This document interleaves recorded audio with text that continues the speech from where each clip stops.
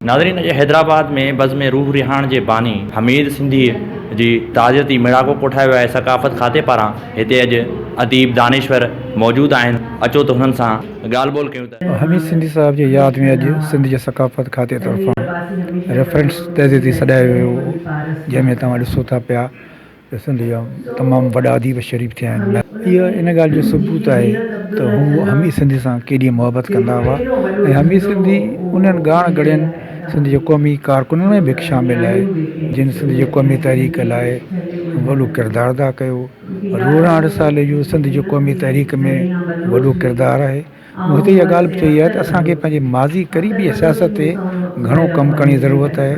जिन माण्हुनि वॾनि लाइ जेल सठा तकलीफ़ूं सठियूं ऐं वॾियूं क़ुर्बानियूं ॾिनियूं, उन्हनि जी तारीख़ मुरतब कराए सिंधी क़ौम जे आंदो वञे ऐं उन सां गॾु रोहराण जा समूरा पर्चा एज़ इट इज़ शाये करे माण्हुनि ते पहुचाया वञे। हमीद सिंधी सिंध जो तमामु वॾो माण्हू हो ऐं तमामु वॾो कहाणीकार हो असांजे सिंध जो, ऐं उन तमामु घणियूं कहाणियूं कढियूं। ॿियो जेको हुनजो किरदारु आहे उहो रिसालो रूह रिहाण कढियईं जेको के साल हलियो, उहा मज़ाम जी तारीख़ सिंध जी ख़ासि करे 1 यूनिट ऐं 4 मार्च जो जेको तारीख़ जो दौरु हो, उन में रिसाले वॾो किरदारु अदा कयो। सिंध जा वॾा अदीब शाइर उन में अमर जलील, आगा सलीम, ग़ुलाम रब्बानी आगरो, रशीद भट्टी सभु लिखंदा हुआ।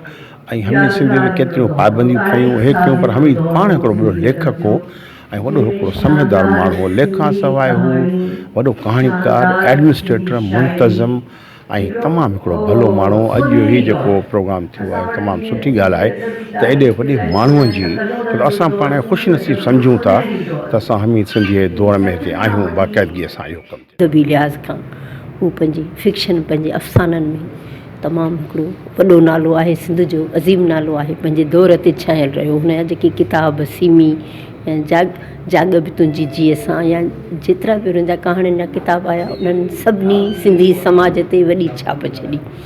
हुन जे कहाणियुनि जा किरदार जेके हूंदा हुआ उहे सिंधी माहौल मां खयल हूंदा हुआ, पंहिंजे सिंध जे माहौल मां, सिंध जे ॿाहिराड़ियुनि मां, सिंध जो जेको रेलवे निज़ाम आहे उन मां खयल हूंदा। सिंध में बसनि जो जेको आहे सो जेके औरतूं आहिनि कीअं वेही इंतज़ारु कनि थियूं उते, ऐं सिंध जी जेका गुरबत आहे ख़ासि तौर ते हुनजो हसास लेखक हुयो तमामु। हू जेकॾहिं ॾिसंदो कंहिं माण्हूअ जो मसइलो आहे, कंहिंजी न्याणीअ जे ॾाज जो मसइलो आहे, इहे सभु किरदार हुन पंहिंजी कहाणीअ खे हुन समाज सां पाण खे जोड़े रखियो। त उन जे करे सिंध जा जेके ॾुख सुख दर्द हुआ उहे सभु हुन कहाणियुनि में उथिया। पर हुनजो जेको हिकिड़ो वॾो जेको कमु अचे थो उहो आहे 1 यूनिट जे दौर में।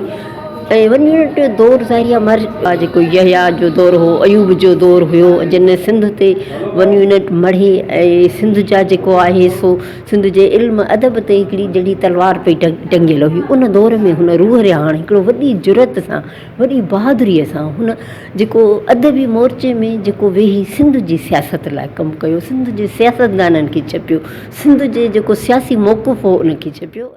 हमीद सिंधी पंहिंजी ज़िंदगीअ जा 60 साल सिंधी अदब ऐं ॿोलीअ खे ॾिना। 80-81 साल हुन जी ॼमार हुई, जंहिंमां 60 साल मतिलबु 20 सालनि जी उमिरि खां वठी हुन सिंधी अदब जी ख़िदमत कई। हुन जी कहाणियुनि जा 8 मजमूआ छपियल आहिनि, पर उन 8 मजमूअनि में तव्हांखे सिंध जी तहज़ीब, सिंध जे समाज ऐं ख़ुदि हमीद सिंधीअ जी पंहिंजी आत्म कथा उन में नज़र में ईंदी। ऐं उन में ख़ासि करे 12 किरदार जेके आहिनि हुन जा ॾाढा मज़ामती ऐं अॾा किरदार आहिनि। हमीद सिंधीअ जो ॿियो वॾो कारनामो जेको आहे उहो रूह रिहाण जो अजरा आहे। 60 में 3 रिसाला जारी थिया। कूंज रिसालो जेको हिंदुस्तान में हरी मोटवाणी जेको अञा ताईं हले पियो, ॿियो जेको सोणी, ऐं टियों हमीद सिंधी रूह रिहाण। रूह रिहाण हिकिड़ो मज़ामत जो उञाण थी गुज़रियो। वञुनि जे ख़िलाफ़ु तहरीक में रूह रिहाण जो वॾो किरदारु आहे। उनजे जशननि जो वॾो किरदारु आहे, जिते सिंध जा सभु वॾा अदीब, कहाणीकार, शाइर आया। पर उनजी हिकिड़ी ख़ासि उन जशननि जी मौसीक़ी हूंदी। म्यूज़िक लवर्स हिकिड़ी क्लब हुई जंहिंमें जोहर साहब, इनायतुल्लाह बासी, उन्हनि गॾिजी उन जूं धुनूं ठाहियूं, जंहिंमें जी ज़रीना, फ़कीर अब्दुल गफ़ूर ऐं अलड़ फ़कीर जेको नए अंदाज़ में शेख आज़ खे ॻायो। इहो बि हमीद जो कमाल आहे। हमीद शेख आज़ जा शाइरीअ जा 3 मजमूआ जल जल मशल ताई गार्डन भेरनि जी ऐं तूं मूं ते गीत उंजायल मोरनि जा, इहे 3 किताब छपाया। ऐं शेख अयाज़ जी एॾी त मक़बूलियत थी जंहिंखे सिंध जो आवाज़ु शेख अयाज़ रूह रिहाण जे जशननि में इन नारे जनमु वरितो ऐं 65 में जेको रूह रिहाण जे जशन जी सदारत करे 2 ॾींहंनि खां पोइ हुनखे जेको आहे हैदराबाद छॾण जो हुकुमनामो जारी कयो वियो, जंहिं ते इन सख़्तु एडिटोरियल लिखिया ऐं अॻिते हली रूह रिहाण ते पाबंदी पई। हमीद सिंधी ख़ुदि जेलनि में वियो त हमीद जो इहो वॾो किरदारु आहे। उनखां पोइ ही मुख़्तलिफ़ इदारनि जो मुंतज़म सरबराह रहियो ऐं उन सरबराही दौरान लाज़मन कुझु लग़्ज़शियूं ज़रूरु थी हूंदियूं, पर आउं सम्झां त हू 2 यूनिवर्सिटियुनि जो vice chancellor, Sindh language authority जो चेयरमैन, टेक्स्ट बुक बोर्ड जो चेयरमैन ऐं डायरेक्टर ब्यूरो करिकुलम जो, इहे सभु हुन जा उहिदा ऐं हू सिंधालय जो असिस्टेंट डायरेक्टर हो। पर आउं सम्झां थो त इन्हनि सभिनी खां हुनजो भारी जेको कद आहे उहो संदसि कहाणीअ ऐं रूह रिहाण जे करे आहे। हमीद असां वटां वियो आहे पर न हुनजी कहाणी वई आहे असां वटां, न हुनजो किरदारु वियो आहे।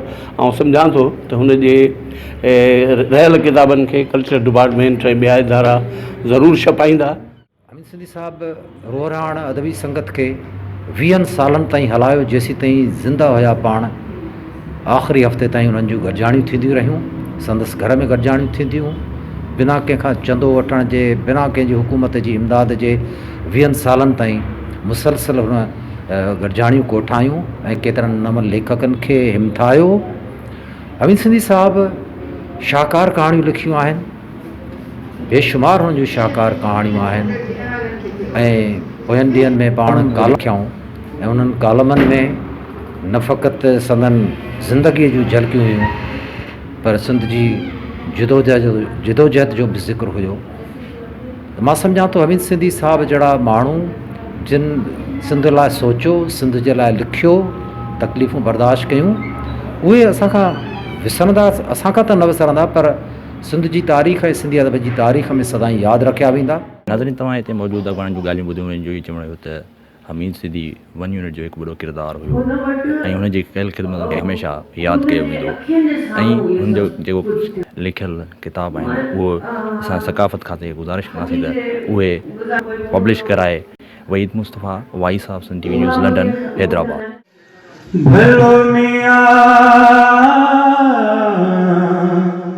अतियो शाह लतीफ़ चे अंदर आलयोड़ी उजोला मुंजोड़ी पेच पुनल सां हो मुंजोड़ी लेख लखन सां हो मुंजोड़ी पेच पुनल सां।